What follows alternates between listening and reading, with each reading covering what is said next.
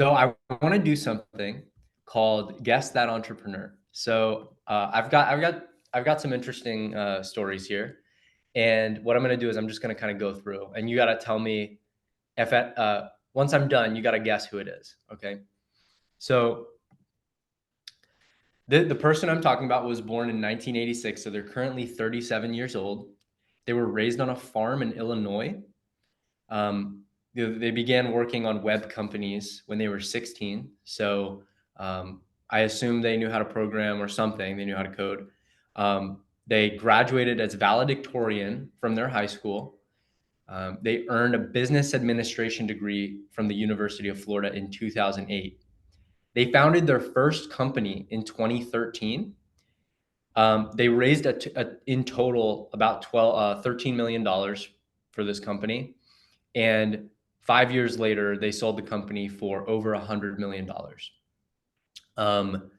The company is like a talent acquisition software. So it's kind of consumer facing. So you as a user can like sign up and say, hey, I want a job in this field. And basically the software will like send it to companies, and companies can then sort of like source talent from this website.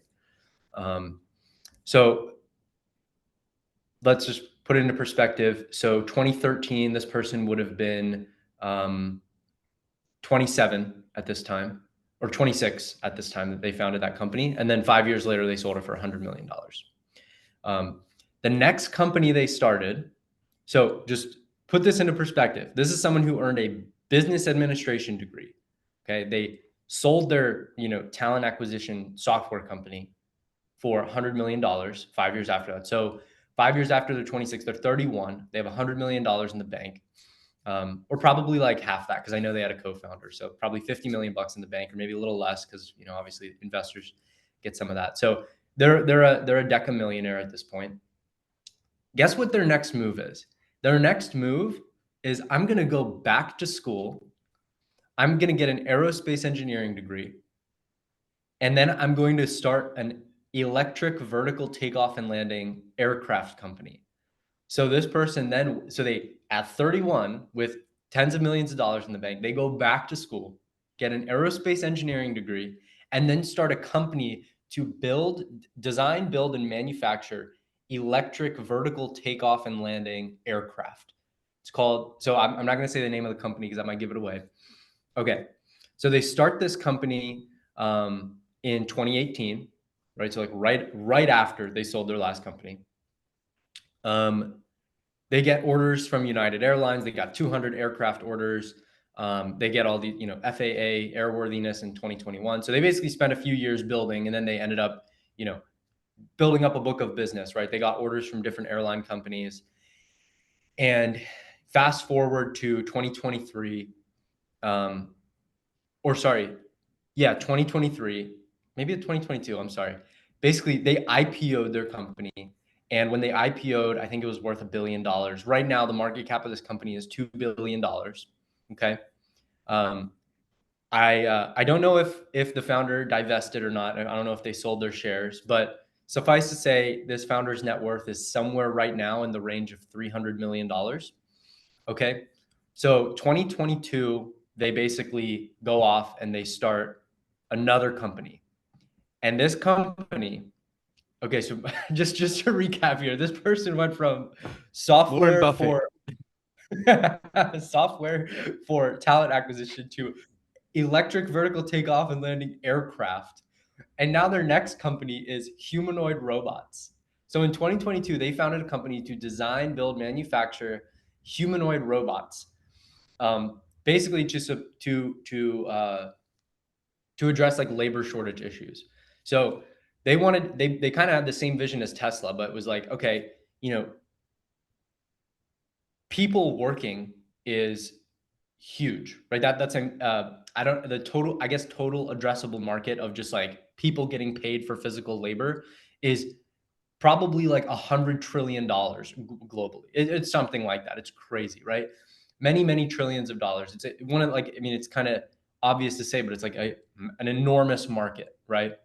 So it's like, okay, well, if I can just build a product that can do that, that is like a massive market opportunity, right? Anyway, This company goes on to build humanoid robots. They get investment from Jeff Bezos.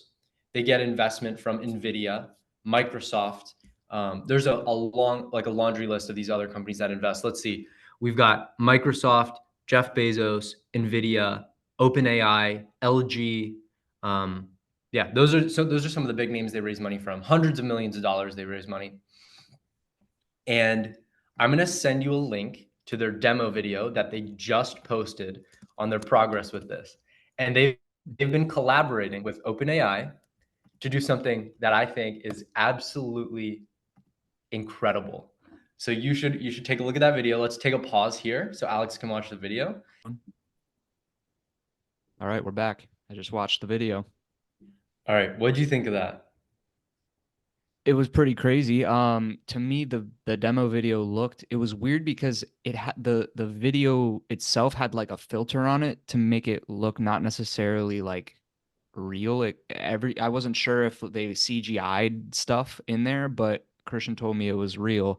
But yeah, I mean, this robot was handling objects and talking to people, and it looked like something out of iRobot, where it's like, is this CGI or real? I don't know. It's hard to tell, because they had like some like video filter, like color filter, color grading and stuff. Maybe, I don't know, but yeah, it was pretty interesting for sure. Yeah, so it's definitely a real video. There's no CGI. It definitely has like a futuristic filter on it, so it kind of looks fake, but it's real.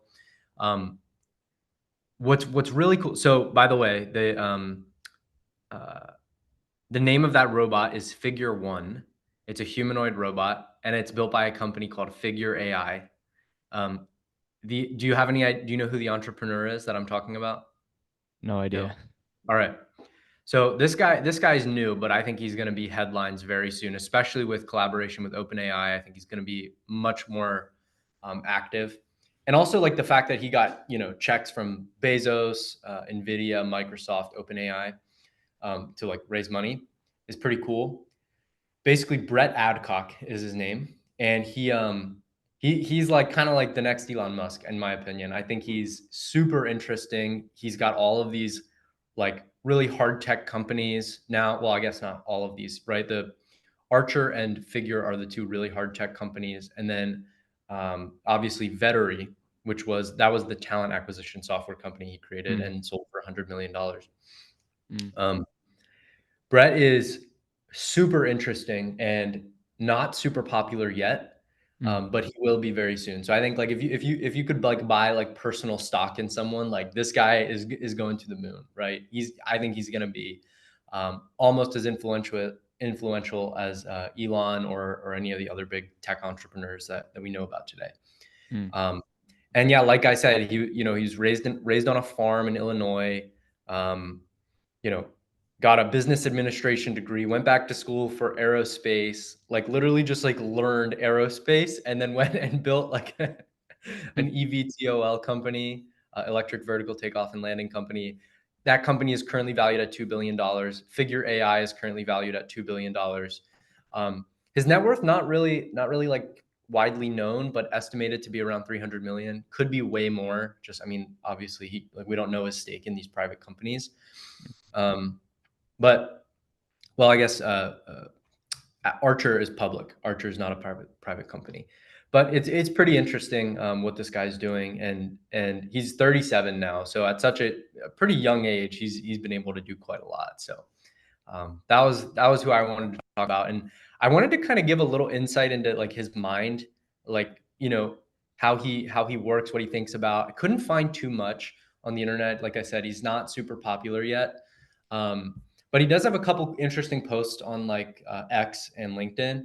One of the things that two posts that I kind of picked out that are not crazy, but he basically said in this post on X, he said, I often see resumes where someone has worked at 6 companies over the last 10 years. I'm staring at one right now.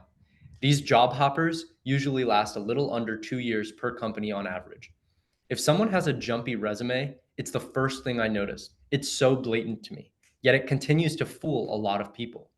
Thinking back over the last 15 years at my companies, I've hired thousands of people and I can't think of a single person I've hired with a jumpy resume who has worked out long term.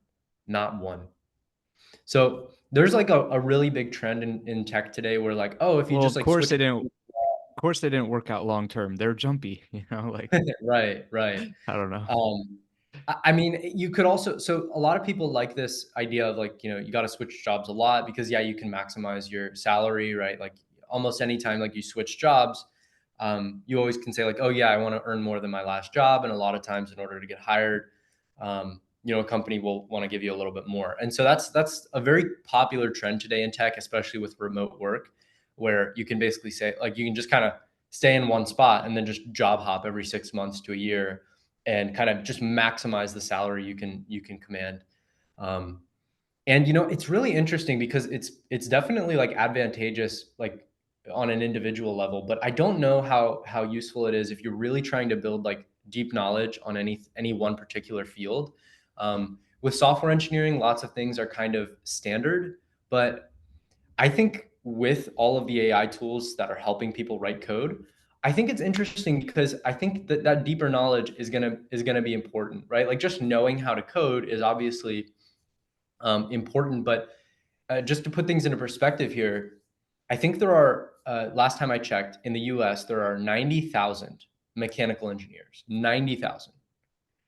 There are over 4 million software engineers. So like if you just like look at two different types of engineering, mechanical engineering used to be a very popular thing before software engineering was really popular and before tech happened. Like before the dot-com boom, mechanical engineering was very popular. But nowadays, there are millions of software engineers, um, and I think a lot of times like writing like before all of the AI tools came out, writing boilerplate code was like 80% of the job. So if you just like knew how to like write to a file or read from a file or do some simple like control flow in your code that you're writing, that was usually like good enough to like say, oh, this person knows how to code. They're smart. They're good.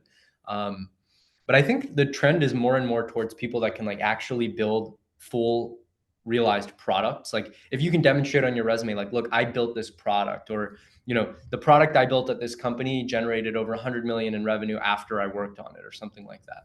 Those types of things I think are going to be more important for recruiters and companies looking to hire people, as AI tools can do more and more of the boilerplate stuff. Something I heard recently that I thought was interesting was that AI, or at least Chat GPT, is like a junior engineer. So it's like you still need senior engineers to do like hard like architectural design and decision making, um, kind of like sort of the pilot, right? And then you have your co-pilot, right, with your AI that can kind of do more of the boilerplate stuff, like just you know building that simple function that doesn't do anything super complicated, using AI for things like that. Is going to be more and more common. So I think this job hopping, uh, while it made sense in tech, um, because software engineering was kind of like you could, as long as you knew how to do this standard form of software engineering, you can take that skill set and apply it at any technology company.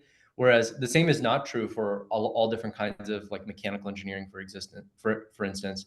um, having like he says, a jumpy resume is probably going to be less and less useful, as AI tools kind of abstract away all of the boilerplate stuff that, if you can just kind of add the boilerplate skills to your tool belt as a software engineer, um, you can apply it anywhere. I think that's going to be less and less common as AI tools start to take away some of that, basically take away that work, and Gotcha. and more you're going to need the deep knowledge, and the ability to build products, right? Build products that are actually valuable.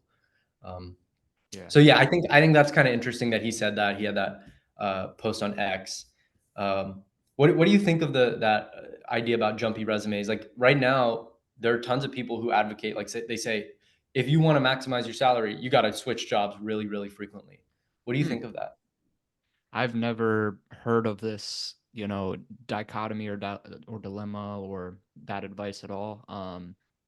Yeah, I just haven't been really deep in the job kind of discussions and things, and the talk about careers in today's society. But um, yeah, that doesn't seem like just great advice, like overall for, yeah, I mean, jump around, like maximize, I mean, sure, if you want to play that game and like just find the best possible salary, like go for it. But like you said, you're gonna need deep experience in something. You know what I mean?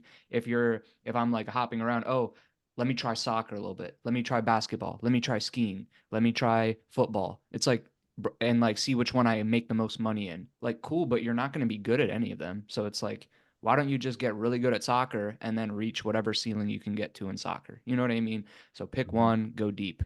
That's what I would say. It just sounds like not, not, just doesn't sound like great advice, like from a just principle perspective. But yeah, I mean, I guess if you want to play that game, like just which vehicle is the best, like sure, but you're going to need to pick a vehicle at some point and get good at that one. So, Yeah, totally. And just to use the soccer analogy, I would actually say that it's more like switching soccer teams, mm. right? If you keep switching teams, like maybe Oh, soccer is the thing you're good at, so but if you same keep switching, job, so same same skill, job, but same just different skill, companies. just different companies. Mm. Um, but I think with soccer, it's interesting because like people like get traded. Like I mean, with sports, people get traded a lot. But I do think there's something to be said about like I don't know, Team soccer and team chemistry. sports. You really do need to like have cohesion, and that's not always Yeah. easy to do if you keep switching teams. Um, Also, there's like a loyalty factor, right? Like people won't want to trust you as much. They can't tell if you're going to be there long term, and so it's like, do I really want to give this person this big project that's going to take years to complete? If I can't expect them to be around in a few years. Mm. I'm going to read one more quote that Brett Adcock put, and then maybe we can jump into the next segment.